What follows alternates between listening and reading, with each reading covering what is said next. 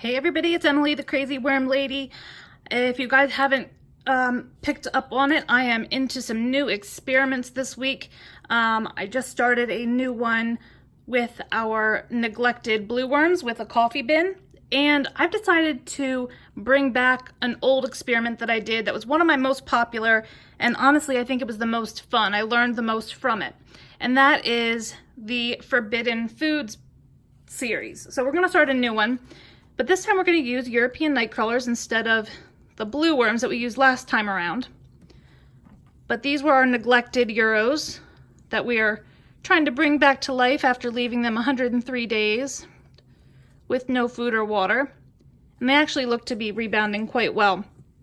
So basically I've decided to take these worms and put them in their own bin and start feeding different forbidden foods, foods that people say you absolutely 100% should not put in your bin, and kind of see how they fare. I will say I got a lot of hate for this experiment the first time around. People were really concerned that I was going to be abusing the worms, that I was going to kill them.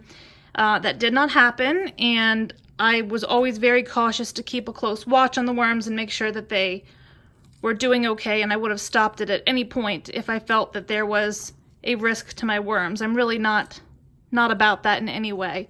So that being said, I've decided to kind of run it back, do it a little bit different this time with a different type of worm. But bear in mind always that moderation is key. There is always a risk, really, no matter what you put in your bin. You could put something completely normal in your bin, but in excessive amounts, it could kill your worms. So am I encouraging you to do this yourself? No. If you want to, that'd be great.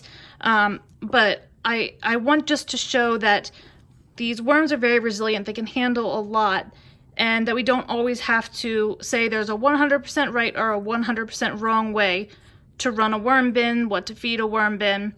So I figured we would do this again and just go to show how much worms love things like citrus and hot peppers and all sorts of stuff like that. I want you guys to drop down in those comments below, what foods do you consider forbidden for a worm bin that we could try.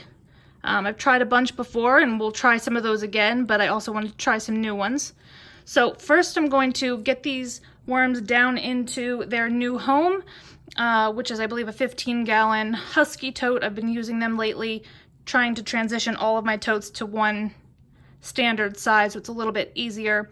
So I'm gonna put some spent peat moss, something else I've been getting a little bit of flack about lately. I need it for the breeding that I do of worms, and for that reason I do have some of the larger pieces that I can't use in my breeding trays, so I don't want to waste it, so I use it. But I do understand there's a lot of sustainability concerns with that, and I would not encourage you to buy anything for your worms if you have other things available. I do have other things available, but I also have this available to me.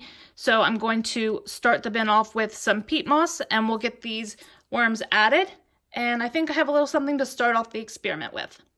Okay, so I got a big tray of some spent peat moss. I'm not going to add a ton. I'm just going to add a healthy layer to the bottom here. I just spilt some on my floor too, but I can sweep that up. So add a little bit more and I'll add some water. We'll come back and we will get started.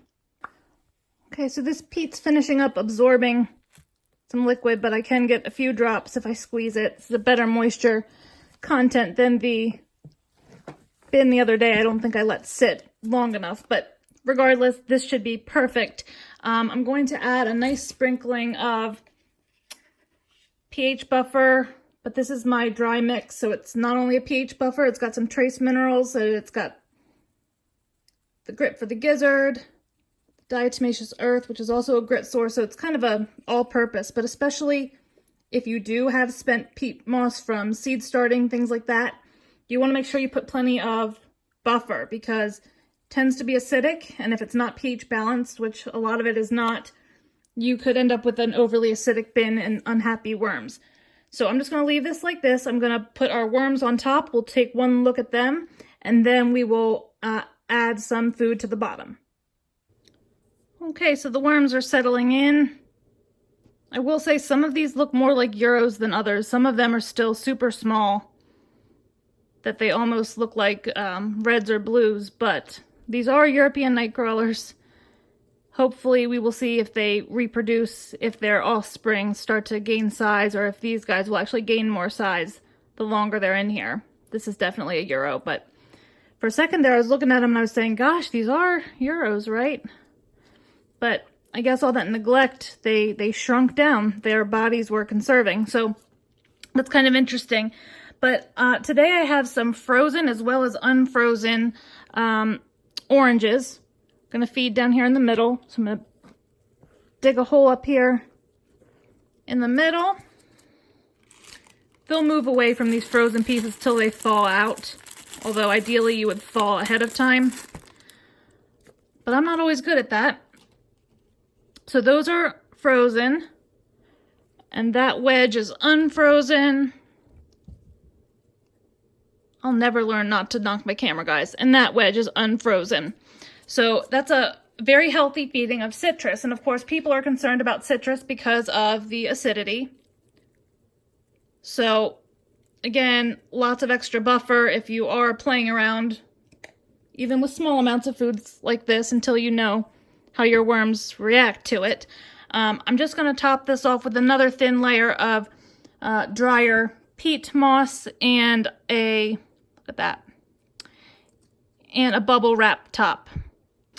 Okay guys, so I put some dried peat. I did put a little bit more of the dry mix just in case, and I topped it with a piece of the bubble wrap, bubble side down, so allow for some airflow while also helping hold the moisture in so this bin doesn't dry out too quickly.